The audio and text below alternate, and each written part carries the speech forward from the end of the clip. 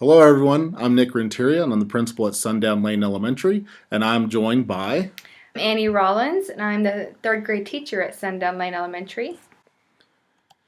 and we want to welcome everyone to week 3 of CISD Game On. This week's iPad winner is going to be donated by Amarillo National Bank. We appreciate them very much. Your quest this week is to demonstrate how do you provide opportunities for students to use different types of thinking. Don't forget the link that Debbie sent out. In last week's quest, you have all of your lead forward instructional strategies. Nick, would you like to tell us what strategies we'll be focusing on this week? Absolutely. Teachers, these are the strategies that we're focusing on this week. I just happened to walk into a classroom today and I got to see compare and contrast paper plate model. And that's one of the ones that we're going to highlight this week. And we're also going to highlight Brain in the Game with Foursquare. And I want to give a shout out to Mrs. Flatt for catching me in the hallway and letting me see this. She was using the paper plate model to have her students compare and contrast two different versions of Goldilocks and the Three Bears. They were doing fractured fairy tales, and the students were using the paper plates. You can see that there's two white plates at the top, and those are the titles of the two different texts that were being read. The center yellow plates are the plates that students use to identify similarities between the two texts, and the red plates on the outside are the differences that they found between the two texts. And I wish you guys could hear the conversations that were happening with the students, the type of thinking they were doing, the debate that they were having, the justification that they were having with each other was amazing to see. It really increased the rigor of the class and the discussions being had, but it was also really fun. The kids were having a blast, and they couldn't wait to have a gallery walk to see what the other students had come up with, and they were all sharing their ideas, and everyone had something to share. It was amazing to see.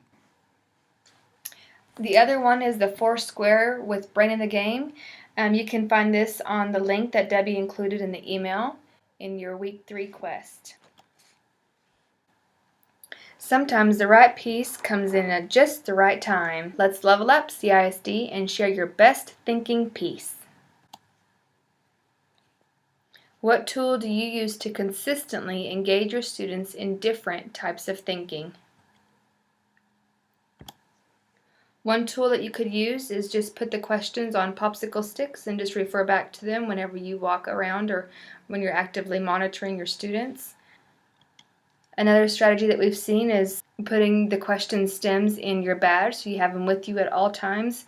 And what I like to do in my classroom is have my guiding questions up, and I can always refer back to them, and then have the why, how, and what if questions on there as well. You can also download the free app from Lead Forward. It's a great tool and very convenient.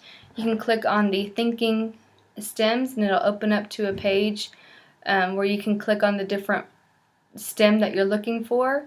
Say for example, compare, classify, and categorize, and it'll open up to a different link to where you can have the thinking stems ready for you. All right, everyone, another great tool that we want to share with you is Infographics. As you can see, you're taking a lot of varied data and information and making connections in a really cool looking graphic. And here is an example of a student-created infographic. And you can see that it's probably very near and dear to them, but they made an infographic about a Labrador Retriever. And you can see that they took all the information that they knew about a Labrador, including their body characteristics, what they eat, their life cycle, and she even included an opinion piece, which is very cool. And here's another example of an infographic that was created with the PictoChart Chrome app. And it's a very easy to use app that you could implement in your classroom very quickly.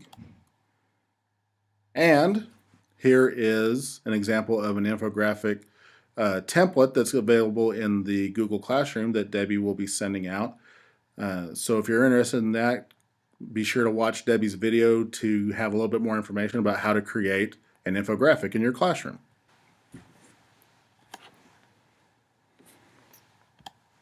The badges so far, week 1 was based on self-check.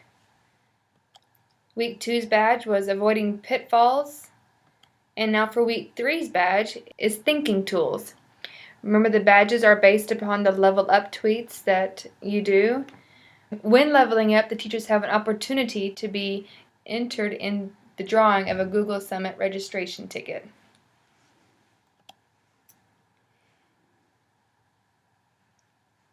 And the part that everyone's been waiting for, we have our leaderboard.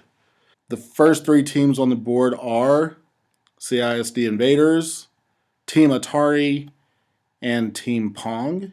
And our leaders this week are Clash of Clans and Angry Birds. And these 2 teams are separated by just a handful of tweets, everybody. So keep on tweeting out.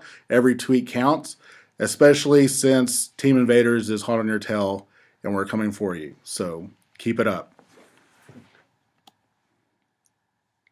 This week's loot is donated by Amarillo National Bank, which consists of a mini iPad.